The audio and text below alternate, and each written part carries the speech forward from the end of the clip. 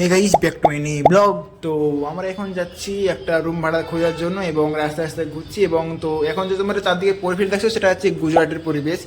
এবং তাদের দেখতে পাচ্ছ কত বিল্ডিং বাড়ি, প্রচুর গাড়ি ঘোড়া এখন চলাচল করছে। তোমাদের এই ভিডিওটার মূল কারণ হচ্ছে, তো আমরা এখন গুজরাটে এসে তো আমরা যে আইআইটি ট্রেনিংয়ের জন্য এসেছি, তো তার জন্য মেন রুম দেখা হচ্ছে। তো সবাই এখন বাড়াইছে বাড়ি, এখন রুম টুম দেখবে।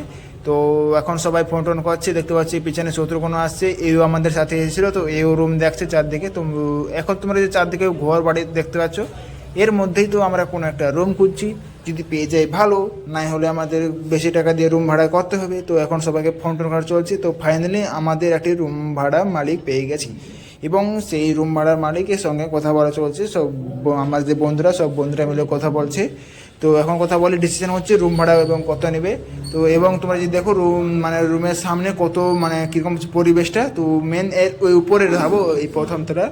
এবং প্রথমটায় তোমাদের দেখায়, তো রুমটা দেখতে কিছু এরকম, চারদিকে ফাঁকা ফাঁকা। এবং ভিতরে তোমাদের দেখায়, ভিতরে আরও অনেক ফিচার্স আছে। তো যেহেতু আমাদের বাজেট, সেই বাজেটের অনেক কমে রুমটা পেয়ে গেছি। বন্ধুরা, তোমাদের যদি রুমের ভিতরে কিছু ফিচার্স দেখায়, তো দেখতে পাচ্ছ চারদিকে পুরো ফাঁকা এবং সামনে আলমারি। এবং তো আমাদের কিছু বন্ধুরা তো বসে বসে গল্প করছি এবং দেখতেই রুমটা এবং যে আমরা বাজেট, সেই বাজেট থেকে অনেক কম। এবং তোমাদের আলমারি করে দেখাচ্ছি। তো আলমারির ভিতরে দেখতে পাচ্ছ ফাঁকা, এবং এখানে যত ডকুমেন্টসগুলো মানে যত আমাদের যে আধার কার্ড, প্যান কার্ড বড় সব এখানে রাখার জন্য। সব বন্ধুরা, রুমটা আমাদের পক্ষে কেমন অবশ্যই তোমরা কমেন্টে